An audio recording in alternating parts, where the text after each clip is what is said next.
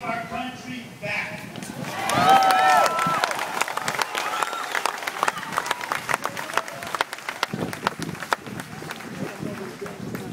I know a lot of people in other countries. I know the top people. I know the wealthy people. They deal with me on a constant basis. They tell me, not so much lately, by the way, but before this whole thing started, they would sit with me at dinners and say, Donald, we can't believe what we're getting away with. I can't believe. You know, these are guys talking to me, I'm talking to them. I can't believe what we're getting away with. And one called up and said, I can't believe now you're running for maybe president. What are you doing after what I said? Please, you're doing great. You're negotiating something.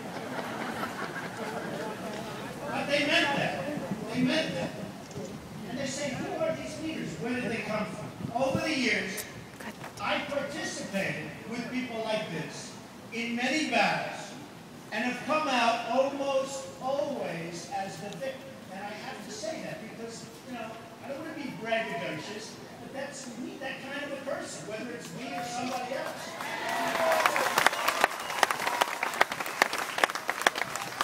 You know, when I read that line to my wife this morning, she said, no, it's too conceited. But we need people that win. We don't need people that lose all the time. Right. I didn't know when I said that, but I didn't know. I said maybe they'll be lose, maybe they'll be, who the hell knows, but that's what we need. I've beaten many people and companies, and I've won many wars. I fairly but intelligently earned many millions of dollars. And if I run, you'll see that. Because I really look forward to disclosing my financials. I built a great company. And the reason I like that is it's both a scorecard and an acknowledgement of certain abilities. And this is what we need. During my lifetime, I've always been told, and this is very sad, that a person of great accomplishment and achievement cannot become a politician or run for political office because there are too many enemies, both very smart and not so smart, strewn all along the highway to success. I've heard this for years. People who have been in wars, even the most successful of them, leave themselves open to great criticism from the many that they've beaten and those that have watched these matters. The fact is, this theory of a very successful person running for office is rarely tested because most very successful people, the kind of people that we need leading our country, don't want to be scrutinized and abused. That's what happens. Unfortunately, however, this is the kind of person that this country must have right now.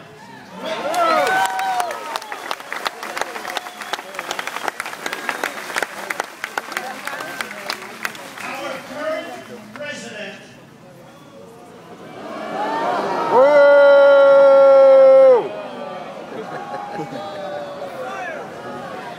they all want me to say you're fired.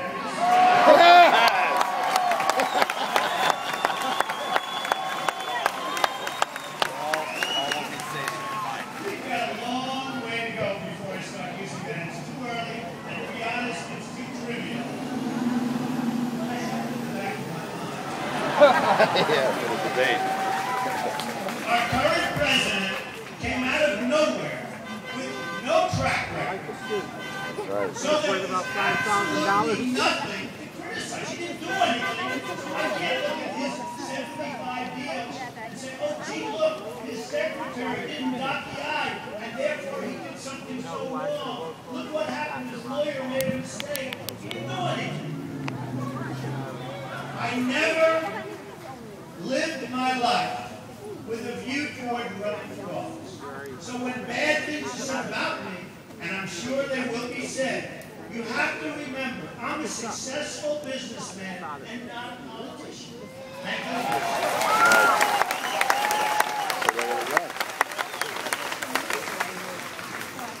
Business Week magazine which is now Bloomberg Business Week. And in fact, I'd be very careful to say this because we have a report. Where's the reporter from Business Week? Where are you? Where is she? Stand up. Stand up. Oh, there. That's good. No. It's actually beautiful. Anyway, but I have a reporter here at Group. Business Week magazine said in a vote of its readers that Donald Trump was the world's most competitive business person. With Bill Gates being number 2 and Warren Buffett being number 3. Steve Forbes stated that I was one of the greatest entrepreneurs in the history of free trade.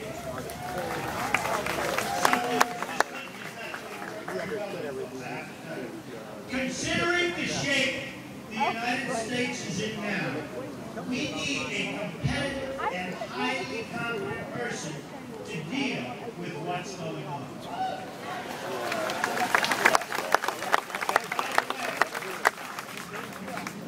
Instead of China making $300 billion projection this year, let's call it profit, instead of all of these other companies and countries just absolutely draining our money, you wouldn't be having the kind of fight that we're having in Washington right now between the Democrats and the Republicans. We'd be having a much more thriving country. We'd be doing great. We can't have China taking our jobs, taking our money, making our products. Right. And they do all this, and then they loan us money and we pay them interest. And what do? They manipulate our currency. Now, I know how to stop. Most of you have heard me on television. I know how to stop. They have a problem. And everyone says, oh, they, hold this up. Hey, I don't think so. They loan us money. Listen to that. We have all the choice. Because if we ever did it, they're manipulating their currency. It's almost impossible for our companies to compete. We have all the parts because if we ever did anything to stop that tremendous inflow of cash, they're rebuilding their cities, they're rebuilding their airports, they're building bridges. When was the last time in this country that you saw a big bridge getting built? Like what, 50 years ago? When was the last time that you saw an airport being built? We fix them up. We don't even fix them up. I land in LaGuardia. It's like I leave China, or I leave Abu Dhabi, or I leave Qatar, or I leave Saudi Arabia, and it's like coming into a third world country when I land in LaGuardia. It's old, it's dirty, it's full of cars, it's disgusting. They have a sign, we love New York, or welcome to New York. It's made out of 2x4s, painted white, and they're rotten, right? On a little grass map, and they're rotten. You go to a place like Qatar, Stop and start. the most unbelievable thing you've ever seen. I go into the airport, and the manager's a great guy. Hey, look, I play these countries if they have got spots. Why would I play that? I play hockey. If China and these other countries can outsmart us, I'm not angry at China. I'm angry at our leaders for letting it happen. So, right.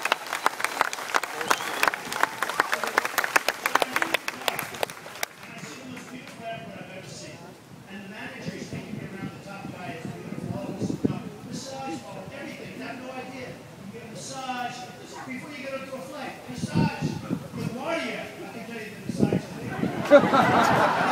You can get everything. So I say to the man,